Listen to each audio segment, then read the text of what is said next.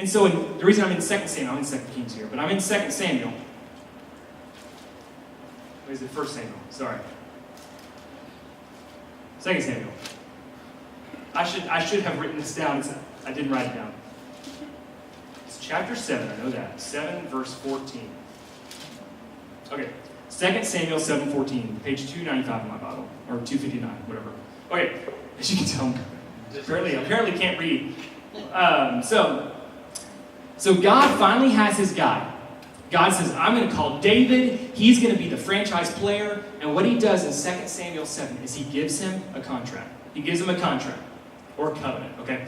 This is a covenant. Basically, it's a contract that says there's no buyout clause. There's nothing you can do to get out of this contract. This is yours forever. This is what he says to him. This is starting in verse 12. It says this.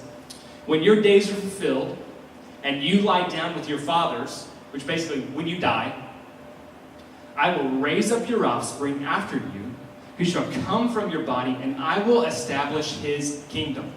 So basically, when you die, I'm going to raise up your son and give him your kingdom. That's what he says. I'm going to establish his kingdom. He shall build a house for my name. Basically, he's going to build a temple for me.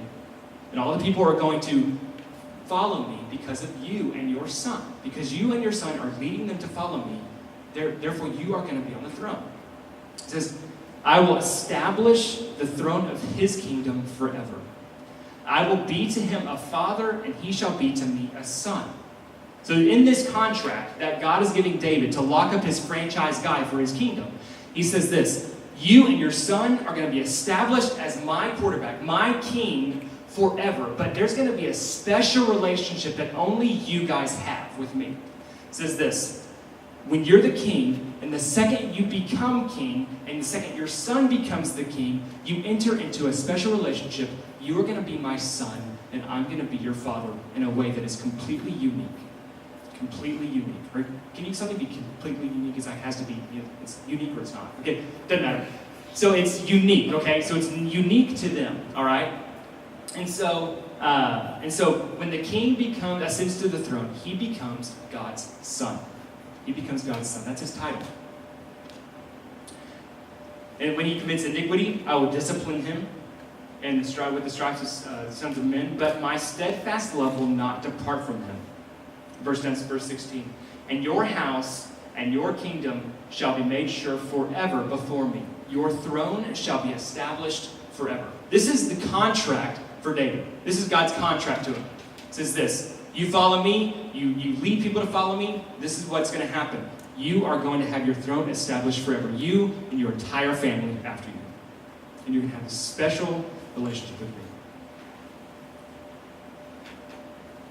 So, David died, right? David's not alive anymore. He lived 3,000 years ago.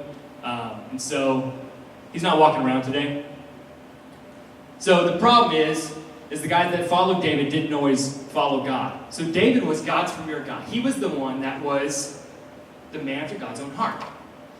And when God gave him this covenant or this contract, he was talking about Solomon. His second son was a woman named Bathsheba. But there's something that's happening here because it's David's line. All of his sons are going to be fulfilling into this contract, potentially. And so later on, David's dead. The kings that followed David were not righteous. They didn't lead people to serve God, didn't lead people to follow God. And so all of a sudden God says, okay, I'm going to judge you. I'm going to judge your entire nation. Therefore, everybody is going to be taken away into slavery by the Assyrians. So he splits the kingdom in two, and the Israel is carried off basically he says, okay, you don't want to follow me? The Iraqis are coming to take you. They're gonna raid your houses. They're gonna burn them, and they're gonna carry you and your wives and your daughters all back to Iraq. That's what he says.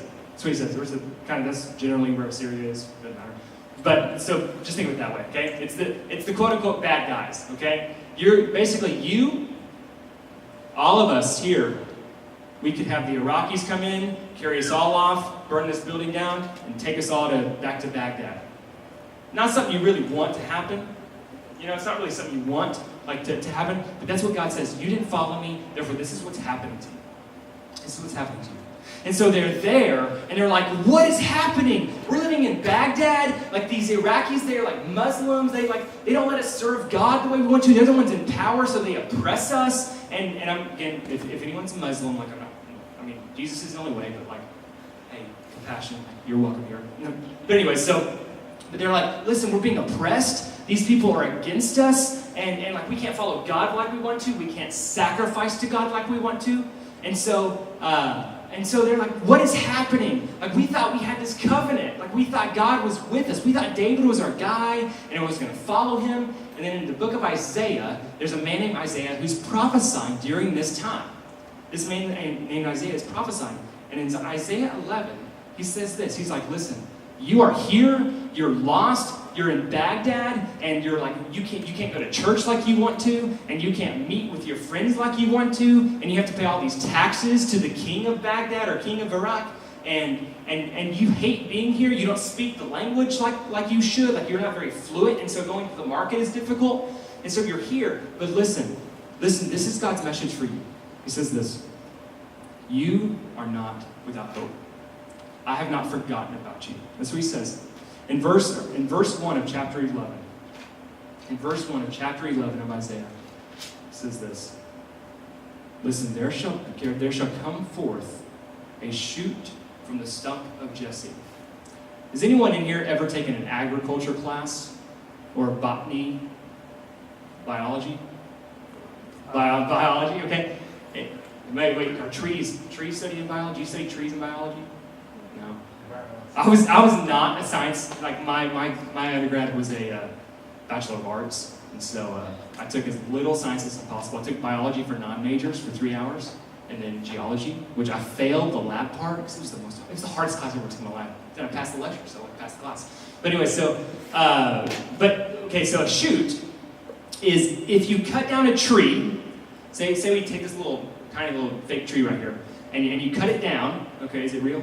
God, it doesn't matter. So if you cut it down, and you have no leaves on it anymore, it's just the base of the stump, and you cut it down, you take all the branches and you burn them, and you just walk off and you leave it, you think, okay, that tree, we just killed the tree, I guess the tree was bad. So we killed the tree, and then we burned it, and so now we're walking off. And that's what Israel feels like. They're like, God, you took us from our kingdom, you took us from our land, and now we're here with these Iraqis, and we feel like you've just cut us down and you've left us for dead. And what a shoot is it's in the springtime or in the fall, when after you cut down a tree, all of a sudden you see a little sprout come out of it. So my landlord actually is really big into tree grafting. It's kind of neat, actually. And if you catch him out there, he will talk to you for hours about it, okay? And luckily I'm kind of interested in it, but sometimes it's like, okay, man, but whatever. And so he cut it, but it's really ugly, okay? And so you have this tree, and you basically cut all the branches off of it if it's a fruit you don't like. And he said this one was like an orange tree, but it was really sour. And so he cut all of the major limbs off of it. So it was like this hideous tree with 3 things coming off of it, but they're hacked off, at each thing. So it's just like a thing of wood sticking out of the ground with no leaves on it. And so my wife and I were like, why did you leave this stupid tree in our yard? This is in our backyard, and it's literally, it looks like we cut the thing down and used it for firewood. It's hideous. But then all of a sudden, after about 6 months of living there, we saw these little sprouts come out of this tree. And now, a year later, it's a full tree with leaves on it, and it's really neat, he grafted different, grafting's not important to the story, but he grafted things on it. So now he's got blood oranges on it, and tangerines on it, and some other he's got 3 things growing on it. It's really kind of cool, but it's a full tree with leaves and everything. Now a shoot is the first one, basically coming off, or when a branch first starts coming out of a trunk after it's been cut off. That's a shoot. That's a shoot. And so what Isaiah is saying here, he says, listen, you feel like you've been cut down, you feel like you're a tree that's been left for dead, but listen, there's going to come hope. There's going to come a shoot. The beginnings of a brand new branch out of this tree that you once were, and it's going to come from Jesse. Does anyone know who Jesse is? Is it some random dude from Full House? Jesse is David's dad. David's dad is named Jesse. And so what he's saying is from the line of Jesse, from the line of David, there's going to come a branch out of this broken tree that you feel like you're living in, and it's going to come, and you are going to have hope because of it. And listen to what he says about it.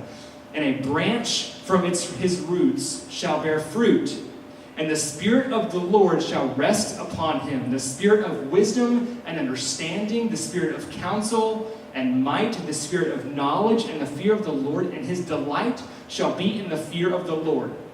He shall not judge by what his eyes see or decide disputes by what his ears hear, but with righteousness he will judge the poor and decide with equity for the meek of the earth. And he shall strike the earth with the rod of his mouth, and with the breath of his lips he shall kill the wicked. Righteousness shall be the belt of his waist, and faithfulness the belt of his loins. So what he's saying is there's going to come a branch that's going to come, and he's going to lead all of God's people. He is going to be David.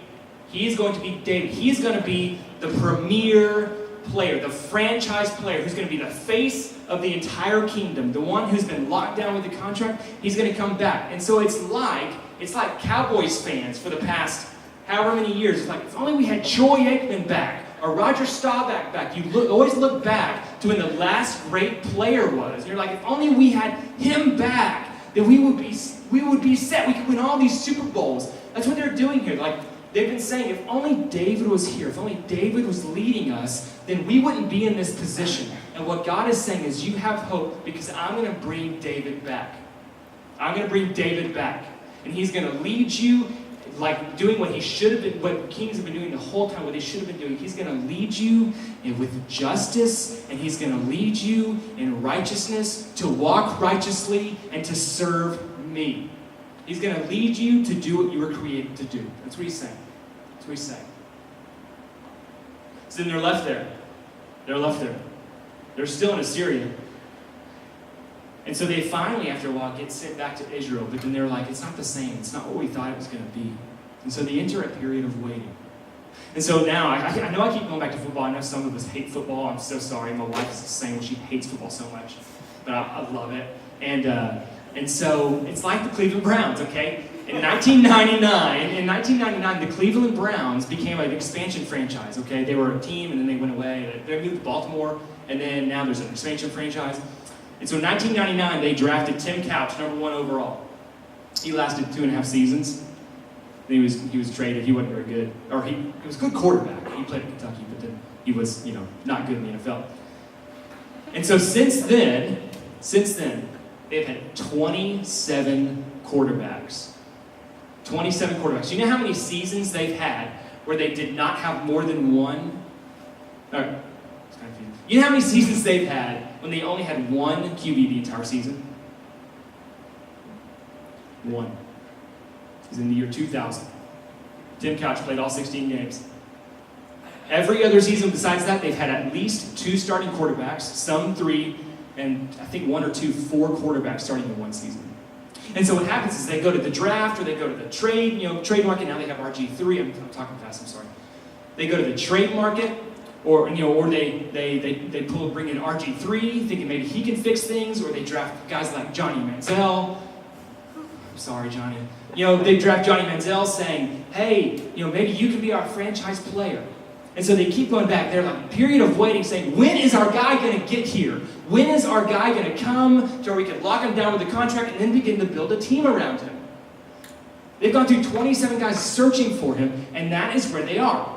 They've had this promise that the king is going to come, the franchise player is going to come, but then now they're in a period of waiting. They're in a period of waiting. Then one day, God sent an angel to a teenage girl, probably 14 or 15 years old, named Mary. He sent an angel named Gabriel to a teenage girl in a kind of a nothing town. And not that Danbury's not a nothing town, but in the scope of Houston. It's in the scope of Houston, God sent an angel Gabriel to go talk to a 14-year-old girl who lives in Danbury. And he went to her. I'm going to be in Luke 1. Luke 1. He went to her in the 6th month, verse 26. Verse 26. in the 6th month, the angel Gabriel was sent from God to a city of Galilee named Nazareth. Now it's a big city, but back then it was like Danbury. And so that's basically all that was the context. And I'm not gonna spend 30 minutes here. I'm gonna spend 4 minutes here, okay? So don't worry. All that was the context, basically, because I want when we read this, I want the light bulb to come on for you. Okay, that's what I want. So in the 6th month, the angel Gabriel was sent from God to a city of Galilee named Nazareth, a small town, to a virgin who was betrothed. It was basically like she was engaged, okay? Back then, hey, girls, you were probably married already if you were living, a couple thousand years ago. Women married young because life expectancy wasn't terribly long, and so you had to. Once you're available, once you can make babies, it's time to start making babies, okay? And so that's how it worked. And the guys were probably late 20s, okay? And so it's probably a 10, 15-year age difference. And the reason for that is the guys had to go and be able to build a house and be able to take the woman back to it, and so they had to be able to provide. And so that's just kind of how it worked. And so Mary was young, 14, 15 years old. And she was engaged to a guy named Joseph. But hear this, listen to this guy. She was engaged or betrothed to a man whose name was Joseph, of the house of David. What does that mean? He is a direct descendant of David. His stepfather is a direct descendant of David. And the virgin's name was Mary. The virgin's name was Mary. And he came to her and he said, "Greetings." This is an angel talking to her, by the way. So, when you think of angels, okay, I'll be done pretty quick. When you think of angels, what do you think of? Okay, well, there you go. When I think of angels, I think of like little baby that's naked with a little wing, or maybe it's like Cupid with a stupid little bow and arrow, maybe, and so a lot of the picture of angels is something like this cute little thing where it's like, oh, we have a guardian angel looking after me, and but the truth is, no, Gina's right. Angels are war beings, okay? And so when God's people, when Adam and Eve were sent out of the Garden of Eden, you know what he put in place to make sure they wouldn't get back in there? 2 angels. Okay, so these are like war beings. They had like 6 wings, and they had flaming swords. And what they did all day, every day, they stood in the jungle making sure they couldn't get back in, just like, all day. That's all they did, okay? They're just making sure these people did not get back in here to get to that tree, okay? And so these are like things you do not want to mess with. They are terrifying, okay? They're terrifying. And in fact, in 1 Peter, we hear of like Michael warring or going to battle with Satan, and so there's scary things. You don't want to come face to face with an angel, because immediately when you come to face to face with an angel, your only reaction is, don't kill me. That's your only reaction. Get on the ground and say, don't kill me, okay? And so everyone that comes with an angel is terrified. And so this angel pops up. And imagine, you're standing there, and literally an angel comes in front of you, okay?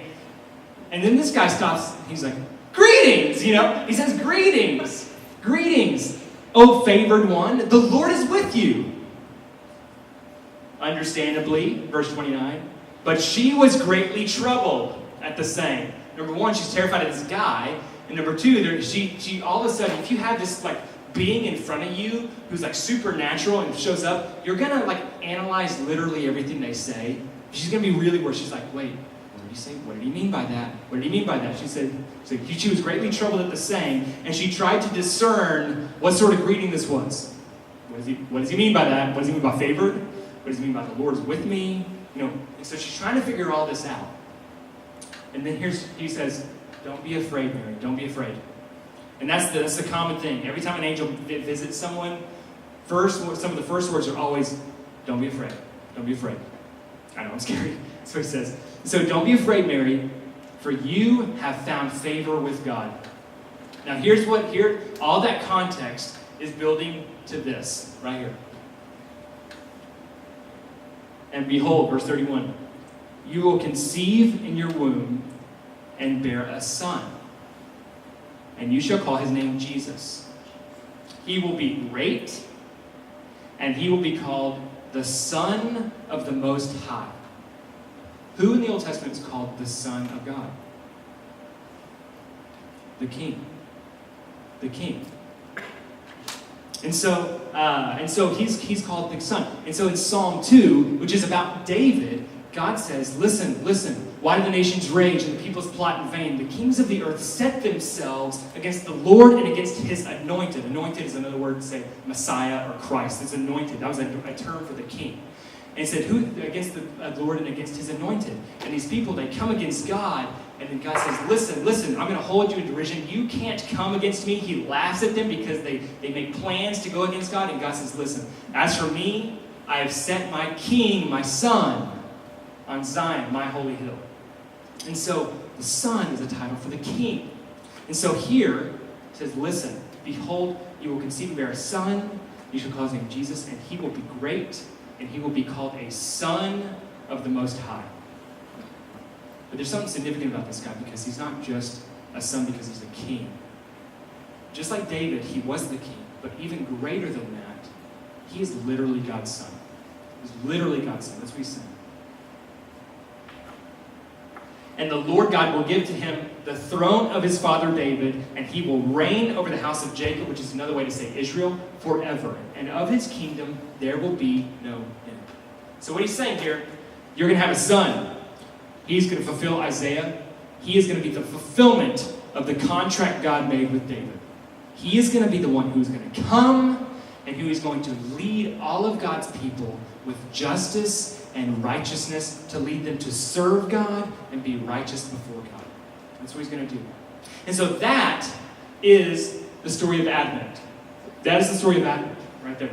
There was an eager expectation for when God was going to come to deliver his people and to lead them out in righteousness as their king. And what this angel is saying to Mary is that time is come. That time has come. You are going to have a baby who's going to be born, and he is going to be David.